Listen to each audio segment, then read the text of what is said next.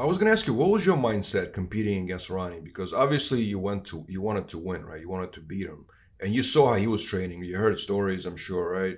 But how do you even mentally come to a realization that you won't be able to train like that, but you still want to beat him? You know what I'm saying? Listen, I trained as heavy as I could. I saw he's unbelievable. I remember watching it. The video, right? Yeah, or smoke a blunt. I was like, hell no, I'm not gonna do that. So I stayed in my lane. I stayed in my lane. I was even the guys backstage. I still remember backstage and the conversations of guys having of saying, "Hey, I know I can break second. I know I could do third. Nobody was ever saying first, because it was Ronnie and then there was everybody else. So the whole conversation was, I'm going to beat you. I'm going to be ahead of you. But nobody was saying nothing about Ronnie until obviously it was '06, and you were noticing like already in It 2005. wasn't the same basically. Yeah, 2005 when challenge round. I mean, he's losing challenge round to Gustavo. I mean, once starts happening yeah, I believe it was the challenge What's the round. challenge round? I don't even know what it is. Yeah, yeah, they did that for a couple of years only. So somebody challenged him to do like a pose off? Yeah, they only did that with the top five. The top five. I'm sure you'll find it where they got the top five. I think one of them, Gunther, was still there in 2004 and then 2005. By '06, it was already eradicated because it was just kind of like, how can you win the challenge round but Not get win the fourth show, or right? fifth Right. in the competition? So I guess, was it the same people judging the challenge round? Was it different judges judging the? I don't know, but it was basically the top five would challenge anybody ahead of them, and they would say if I thought I had a better side tricep than Ronnie Coleman, I challenged Ronnie Coleman for a side tricep. And then the judges decided, or the people decided? Judges decided, The yeah, who judges looks decided. best in this once Have you in this. challenged anybody? Yeah, I think I lost every round. So I was challenging, like challenge rounds not for me. My fifth place was already set. I don't think I won any round on the challenge round. So I'm happy they took that piece of shit challenge round off. Yeah, You know, that's I thought it interesting. was so stupid. And I'm sorry if I offended anybody who thought of it, because anything creative is good, but something that takes away, I mean, I think a race would have been better than a challenge round. Like, I think Lee Priest, this is Lee Priest's stuff. I think a race will be better than an actual challenge round. And whoever wins the race, I think they should win the Olympia of those top five. But speaking of Ronnie, you did defeat him technically. You placed higher than him in 2007, last time you competed, Yeah, right? but it was Ronnie Coleman already having nerve damage, his back already, I think from doing front squat, slip disc already, and I wouldn't. It's kind of like Floyd Mayweather waiting to fight somebody, a great boxer, but he's waiting for them to be 45.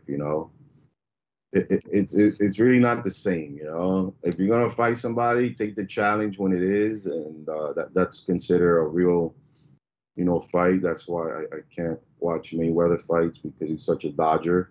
That he's great money making Mayweather. He's good for himself. I like you know I like my other boxers. I like seeing a good boxing match. I like seeing a good everybody leaving with a few black eyes and some busted lips. I like a good fight. I like a good battle. But when it came to Ronnie, and when he lost to me one time or whatever, or another time, it wasn't the Ronnie at his prime. It was Ronnie already having his nerve issues that are happening to many of us. When you have a muscle and you can't flex it and you can't feel it, a lot of people don't know. They think, oh, it's just something simple. No, it's just nerve damage.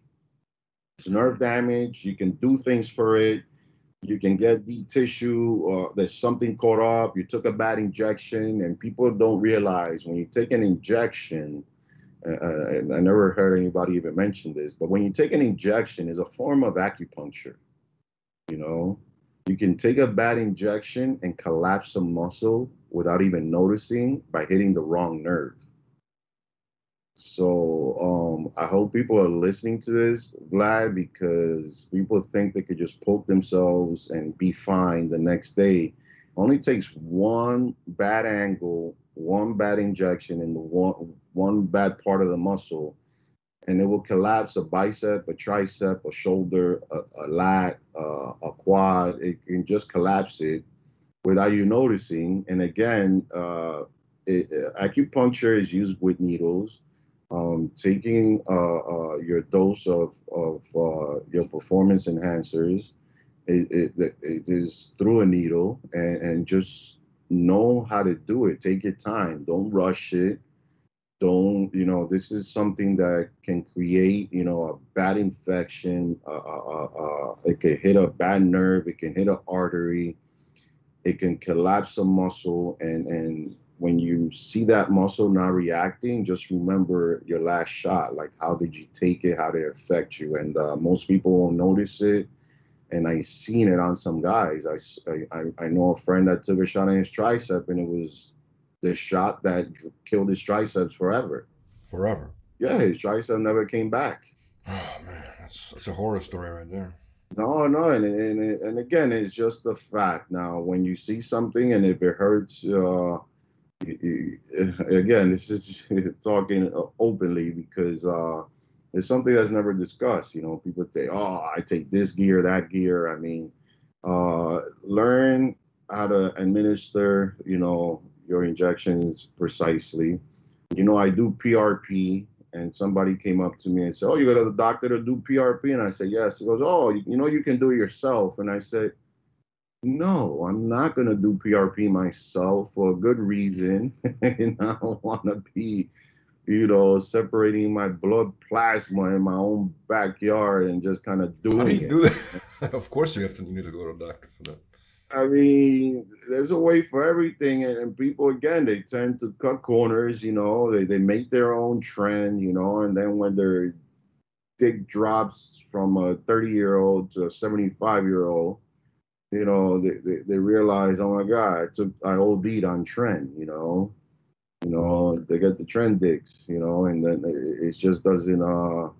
They need to know what drugs not to take. And I always tell guys over 40, stay away from trend. Trend is the crack of steroids. It is the crack of steroids. There's no other way I can put it. You know.